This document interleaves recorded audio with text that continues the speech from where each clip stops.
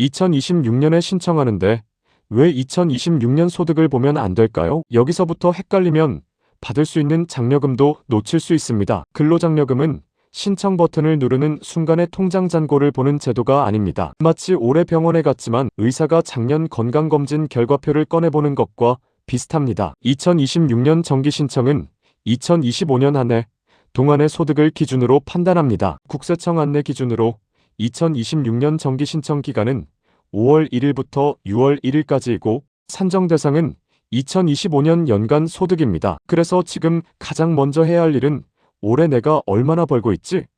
가 아닙니다. 먼저 2025년에 어떤 소득이 있었는지 돌아봐야 합니다. 직장에서 받은 근로소득이 있었는지, 프리랜서나 개인 사업으로 발생한 사업소득이 있었는지, 종교인 소득이 있었는지를 확인해야 합니다. 근로소득만 있는 사람은 정기 신청과 반기 신청을 선택할 수 있지만 사업소득이나 종교인 소득이 있는 사람은 정기 신청 대상입니다. 이 차이를 모르고 신청 시기를 착각하면 분명히 대상이 될 가능성이 있는데도 한 박자 늦어질 수 있습니다. 이걸 가계부로 비유해 보겠습니다. 2026년 근로장려금 신청은 새 가계부를 쓰는 일이 아닙니다. 작년 가계부를 꺼내서 지난 1년 동안 내가 얼마를 벌었고 우리 집 생활 구조가 어떤 상태였는지 다시 확인하는 과정입니다. 영수증은 이미 2025년에 찍혔습니다. 2026년에는 그 영수증을 가지고 국세청이 이 가구가 지원 대상인지를 심사하는 겁니다. 많은 분들이 여기서 첫 번째 실수를 합니다. 요즘 소득이 줄었으니까 받을 수 있겠지라고 생각합니다. 물론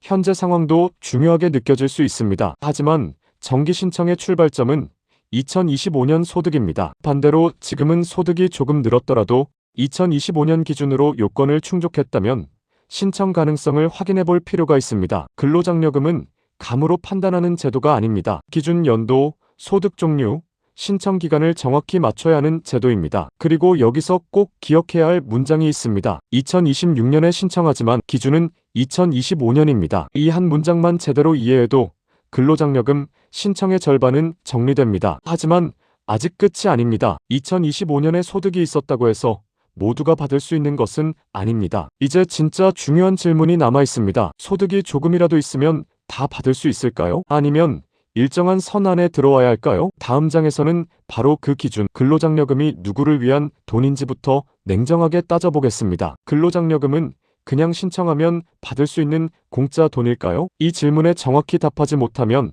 신청 과정에서 가장 중요한 기준을 놓칠 수 있습니다. 근로장려금은 선착순 이벤트가 아닙니다. 누구에게나 똑같이 나눠주는 보너스도 아닙니다. 이 제도는 일하고 있지만 소득이 낮아 생활이 빠듯한 가구를 돕기 위한 안전망입니다. 쉽게 말하면 작년 가계부를 펼쳐놓고 국세청이 묻는 겁니다. 이 가구는 실제로 일을 했는가? 그런데도 생활을 유지하기에 소득이 충분하지 않았는가? 지원이 필요한 구조인가? 를 보는 것입니다. 여기서 중요한 단어는 두 개입니다. 첫 번째는 일입니다. 두 번째는 가구입니다. 근로장려금은 이름 때문에 직장인 월급만 생각하기 쉽습니다. 하지만 정기 신청에서는 근로소득뿐 아니라 사업소득, 종교인 소득도 확인 대상이 될 수 있습니다. 회사에서 월급을 받은 분도 해당될 수 있습니다. 프리랜서로 일한 분도 가능성을 확인해야 합니다. 작은 사업을 운영한 분도 볼 필요가 있습니다. 종교인 소득이 있는 분도 정기 신청 대상이 될 수 있습니다. 중요한 건 소득이 있었다는 사실입니다. 하지만 여기서 냉정하게 봐야 합니다. 소득이 있었다고 모두 받을 수 있는 것은 아닙니다. 작년 가계부에 수입이 찍혀 있다고 해서 바로 지원금이 나오는 구조가 아닙니다. 가계부의 총액이 기준 안에 들어와야 합니다. 그리고 그 가계부가 누구의 것인지도 중요합니다. 혼자 사는 가구인지, 배우자나 부양가족이 있는 가구인지, 부부가 함께 소득이 있는 가구인지에 따라 판단 기준이 달라집니다. 그래서 근로장려금은 개인의 지갑 하나만 보는 제도가 아닙니다. 가족이라는 생활 단위 전체를 보는 제도입니다. 이 부분을 놓치면 위험합니다. 나는 월급이 적으니까 당연히 되겠지라고 생각할 수 있습니다. 하지만 같은 월급이라도 가구 유형에 따라 결과가 달라질 수 있습니다. 반대로 나는 사업소득이 있어서 안 되겠지라고 미리 포기하는 분도 있습니다. 그것도 정확한 판단이 아닙니다. 정기 신청에서는 사업소득이 있는 분도 요건을 확인할 수 있습니다. 결국 근로장려금은 느낌으로 판단하는 제도가 아닙니다. 기준표 앞에서 차분하게 확인해야 하는 제도입니다. 이 제도를 가계부에 비유하면 더 선명합니다. 국세청은 2025년 가계부를 한 장씩 넘겨봅니다. 수입 칸을 봅니다. 가족 구성 칸을 봅니다. 재산 칸도 봅니다. 그리고 묻습니다. 이 가구는 이랬지만 생활을 버티기 위해 도움이 필요한가? 이 질문의 기준상 맞아야 장려금 심사 대상이 되는 겁니다. 그래서 근로장려금은 공짜 돈이 아닙니다. 일하는 사람의 생활을 무너지지 않게 붙잡아주는 안전장치에 가깝습니다. 그러니 신청 전에 먼저 마음가짐을 바꿔야 합니다. 나도 받을 수 있을까? 라는 막연한 기대보다 내 가구가 기준 안에 들어오는가? 를 확인해야 합니다. 이 차이가 큽니다. 근로장려금은 신청 버튼보다 기준 확인이 먼저입니다. 그리고 그 기준 확인의 첫 번째 문이 바로 가구 유형입니다. 혼자 사는지, 배우자가 있는지, 부양가족이 있는지에 따라 소득 기준도 지급 가능 금액도 달라집니다. 다음 장에서는 바로 이 지점으로 들어가겠습니다. 단독가구, 헛벌이가구, 맞벌이가구. 여기서 생각보다 많은 분들의 결과가 갈립니다. 가구 유형 하나를 잘못 고르면 소득 기준도 지급 가능 금액도 전부 다르게 보일 수 있습니다. 근로장려금에서 많은 분들이 가장 먼저 월급부터 계산합니다. 하지만 순서가 조금 다릅니다. 국세청이 작년 가계부를 펼쳤을 때 가장 먼저 보는 것은 단순히 수입 숫자 하나가 아닙니다. 이 가계부가 누구의 생활을 담고 있는지부터 봅니다. 혼자 사는 사람의 가계부인지, 배우자와 함께 쓰는 가계부인지, 부양가족까지 책임지는 가계부인지 확인하는 겁니다. 그래서 근로장려금은 개인 한 명의 통장만 보는 제도가 아닙니다. 생활을 함께하는 가구 단위를 보는 제도입니다. 가구 유형은 크게 세 가지로 나뉩니다. 단독가구, 헛벌이가구, 맞벌이가구입니다. 단독가구는 말 그대로 혼자 생활하는 구조에 가깝습니다. 배우자도 없고 부양자녀도 없고 70세 이상 직계존속도 없는 경우입니다. 여기서 중요한 건 단순히 혼자 산다는 느낌이 아니라 장려금 기준에서 부양가족이 없는 구조라는 점입니다. 작년 가계부를 펼쳤을 때 생활비를 함께 책임지는 가족 항목이 없는 경우에 가깝다는 겁니다. 헛벌이 가구는 조금 다릅니다. 배우자가 있거나 부양자녀가 있거나 70세 이상 직계존속이 있는 경우 중 일정 요건에 해당하는 가구입니다. 쉽게 말하면 가계부 한 권에 가족의 생활비가 함께 들어오는 구조입니다. 한 사람의 소득으로 가족의 식비, 관리비, 병원비, 교육비까지 감당하는 모습이 그려지는 겁니다. 그래서 같은 소득이라도 단독가구와 헛벌이 가구는 다르게 봅니다. 책임지는 생활의 범위가 다르기 때문입니다. 맞벌이 가구는 신청인과 배우자 모두에게 일정 소득이 있는 경우입니다. 여기서도 단순히 배우자가 일한다는 느낌만으로 판단하면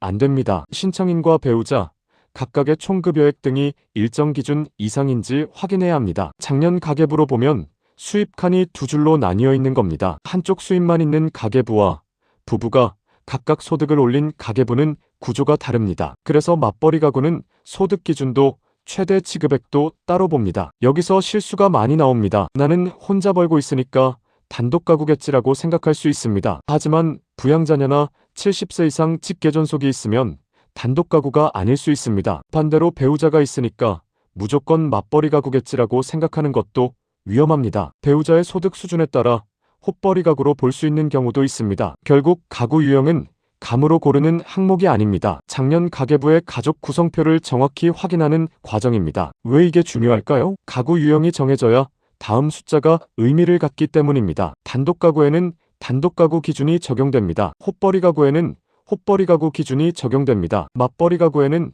맞벌이 가구 기준이 적용됩니다. 같은 2천만 원의 소득이라도 어떤 가구 유형인지에 따라 판단이 달라질 수 있습니다. 이건 작은 차이가 아닙니다. 받을 수 있느냐 없느냐, 얼마나 받을 수 있느냐를 가르는 출발점입니다. 그러니 신청 전에는 먼저 이렇게 질문해야 합니다. 나는 얼마를 벌었나? 보다 먼저 우리 집 가계부는 어떤 유형인가? 를 물어야 합니다. 혼자 쓰는 가계부인지, 가족을 함께 책임지는 가계부인지, 부부가 함께 소득을 올린 가계부인지 확인해야 합니다. 여기서 방향을 잘 잡아야 다음 단계로 넘어갈 수 있습니다. 이제 가구 유형을 확인했다면 진짜 민감한 숫자가 나옵니다. 바로 소득 기준입니다. 단독, 헛벌이, 맞벌이마다 기준선이 다릅니다. 그리고 이 선을 단 1원이라도 어떻게 넘느냐에 따라 결과가 달라질 수 있습니다. 2,200만 원, 3,200만 원, 4,400만 원. 이 세 숫자를 모르면 신청해도 결과가 달라질 수 있습니다. 근로장려금에서 소득 기준은 단순한 참고 숫자가 아닙니다. 작년 가계부를 펼쳤을 때 국세청이 빨간 선으로 그어놓은 기준선에 가깝습니다. 이 선 안에 들어오면 심사 가능성이 생깁니다. 하지만 선을 넘으면 이야기가 달라집니다. 그래서 이 장은 꼭 들어야 합니다. 감으로 될 것 같다가 아니라 숫자로 확인해야 하는 구간입니다. 가구 유형별 총소득 기준은 다릅니다. 단독가구는 2,200만 원 미만입니다. 헛벌이 가구는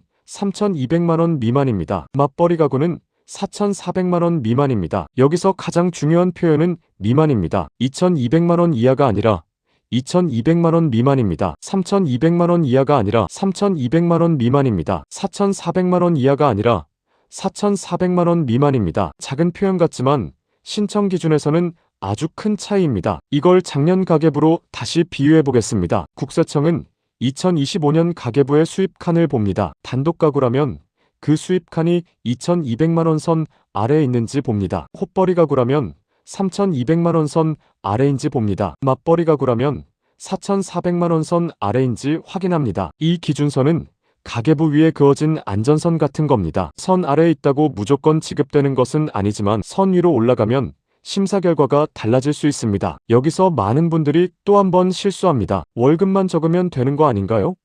라고 생각합니다. 하지만 총소득은 단순히 월급만 보는 개념이 아닙니다. 근로소득이 있을 수 있습니다. 사업소득이 있을 수 있습니다. 종교인 소득이 있을 수 있습니다. 그 외의 소득도 함께 고려될 수 있습니다. 작년 가계부에 월급 봉투만 붙어 있는 게 아니라 여러 장의 영수증과 입금 내역이 함께 붙어 있는 모습이라고 보시면 됩니다. 국세청은 그 전체 흐름을 보는 겁니다. 그래서 프리랜서로 조금 벌었거나 부업으로 소득이 있었거나 사업소득이 있었던 분들은 더 조심해야 합니다. 이 정도는 별거 아니겠지라고 넘긴 소득도 전체 소득 계산에 영향을 줄 수 있습니다. 반대로 월급이 많지 않아도 다른 소득이 합쳐지면 기준에 가까워질 수 있습니다. 근로장려금 신청은 대충 계산하는 게임이 아닙니다. 작년 수입 내역을 하나씩 꺼내서 정리하는 작업입니다. 하지만 여기서 따뜻하게 말씀드리고 싶은 부분도 있습니다. 소득 기준을 확인하는 건 겁먹으라는 뜻이 아닙니다. 내 권리를 놓치지 않기 위해서입니다. 받을 수 있는 가능성이 있는데도 나는 안 될 거야 하고 포기하면 손해입니다. 반대로 기준을 모르고 신청했다가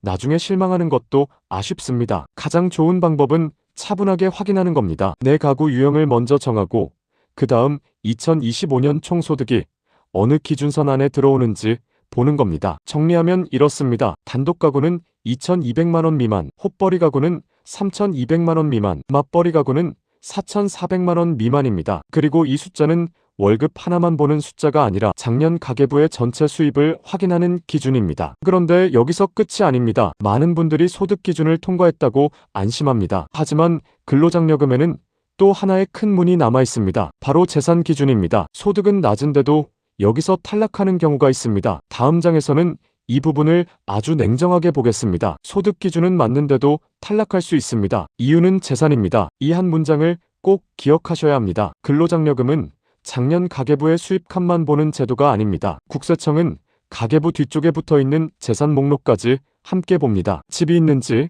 전세 보증금이 있는지, 예금이 있는지, 토지나 건물, 자동차 같은 재산이 있는지 확인하는 겁니다. 그래서 월급이 적다고 해서 무조건 안심하면 안 됩니다. 소득 기준을 통과해도 재산 기준에서 결과가 달라질 수 있습니다. 근로장려금 재산 기준은 가구원 전체 재산 합계액을 봅니다. 기준일은 2025년 6월 1일입니다. 이 날짜를 기준으로 가구원 모두가 가진 재산 합계액이 2억 4천만 원 미만이어야 합니다. 여기서 중요한 건 나 혼자 재산이 아니라 가구원 전체 재산이라는 점입니다. 작년 가계부를 한 사람 것만 보는 게 아니라 같은 생활 단위 안에 있는 사람들의 재산 장부까지 함께 펼쳐보는 겁니다. 이 부분을 놓치면 예상과 다른 결과가 나올 수 있습니다. 재산에는 여러 가지가 포함됩니다. 주택이 들어갑니다. 토지와 건물이 들어갑니다. 전세 보증금이나 임차 보증금도 들어갈 수 있습니다. 예금 같은 금융 재산도 봅니다. 자동차, 유가증권, 회원권, 부동산을 취득할 수 있는 권리도 포함될 수 있습니다. 쉽게 말하면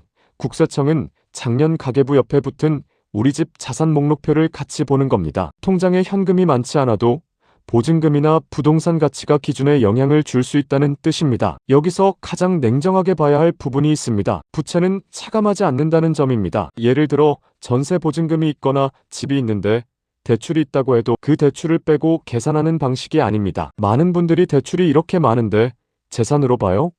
라고 생각할 수 있습니다. 현실적으로는 충분히 답답한 이야기입니다. 하지만 근로장려금 재산 기준에서는 부채를 차감하지 않는 방식으로 판단합니다. 그러니 감정적으로 억울하다고 느끼기 전에 기준을 먼저 정확히 알아야 합니다. 또 하나 중요한 구간이 있습니다. 재산 합계액이 1억 7천만 원 이상이고 2억 4천만 원 미만이면 장려금 산정액의 50%만 지급될 수 있습니다. 즉 재산 기준을 넘지 않았다고 해서 항상 전액을 받는 구조도 아닙니다. 작년 가계부의 재산 목록이 일정 수준 이상으로 적혀 있다면 지급액이 줄어들 수 있다는 겁니다. 이 부분은 특히 전세 보증금이 있거나 가족 재산이 함께 잡히는 분들이 꼭 확인해야 합니다. 그렇다고 너무 겁먹을 필요는 없습니다. 재산 기준은 탈락시키기 위한 함정이라기보다 지원이 더 필요한 가구를 가려내기 위한 기준입니다. 중요한 건 내가 어느 위치에 있는지 정확히 아는 겁니다. 소득은 기준 안에 들어오는지, 재산은 2억 4천만 원 미만인지, 혹시 1억 7천만 원 이상 구간에 들어가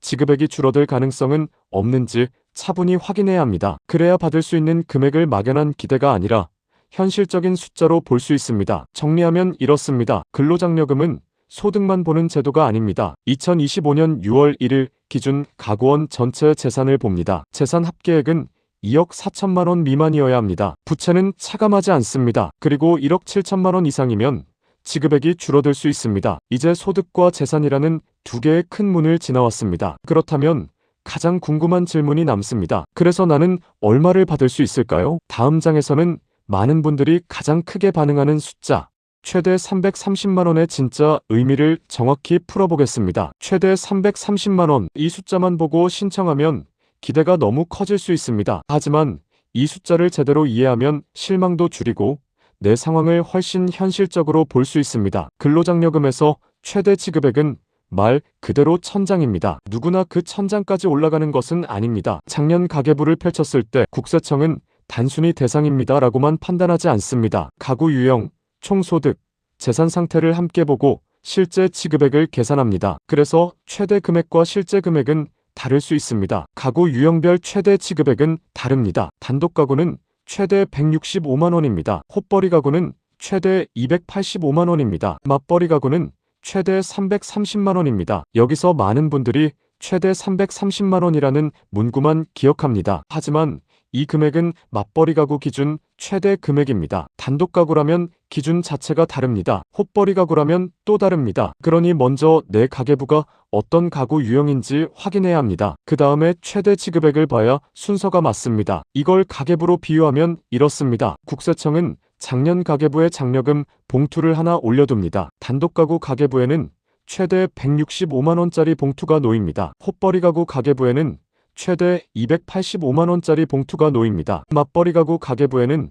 최대 330만 원짜리 봉투가 놓입니다. 하지만 그 봉투를 그대로 다 가져가는 구조는 아닙니다. 소득이 어느 구간에 있는지, 재산 기준은 어떤지, 감액 사유는 없는지에 따라 봉투 안의 금액이 달라지는 겁니다. 그래서 가장 조심해야 할 표현이 있습니다. 최대입니다. 최대라는 말은 받을 수 있는 가장 큰 가능성을 보여주는 말입니다. 확정 금액이 아닙니다. 유튜브 제목이나 기사 제목에서 330만 원 지급이라는 문구를 보면 눈이 갈 수밖에 없습니다. 당연합니다. 생활비가 빠듯한 분들에게 330만 원은 아주 큰 돈입니다. 하지만 내 가계부가 단독 가구인지, 헛벌이 가구인지, 맞벌이 가구인지에 따라 출발선이 다릅니다. 그리고 소득이 기준 안에 있어도 소득 구간에 따라 실제 금액은 달라질 수 있습니다. 여기서 중요한 건 기대를 낮추자는 말이 아닙니다. 정확히 기대하자는 뜻입니다. 받을 수 있는 돈을 놓치면 안 됩니다. 하지만 받을 수 없는 금액을 내 돈처럼 생각하면 나중에 실망이 커집니다. 근로장려금은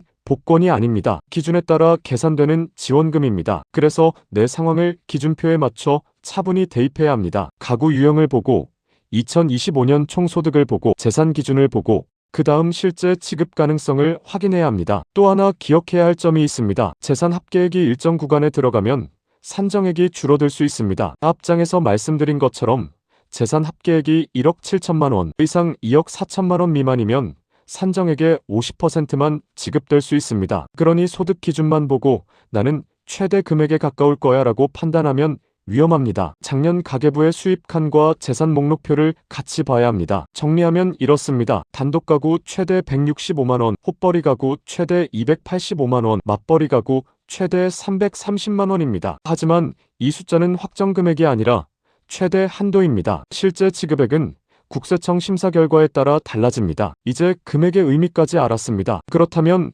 다음으로 중요한 건 시간입니다. 아무리 받을 수 있는 조건이어도 신청 기간을 놓치면 손해가 생길 수 있습니다. 다음 장에서는 근로장려금에서 의외로 가장 아까운 손실 바로 기한 후 신청 감액 문제를 짚어보겠습니다.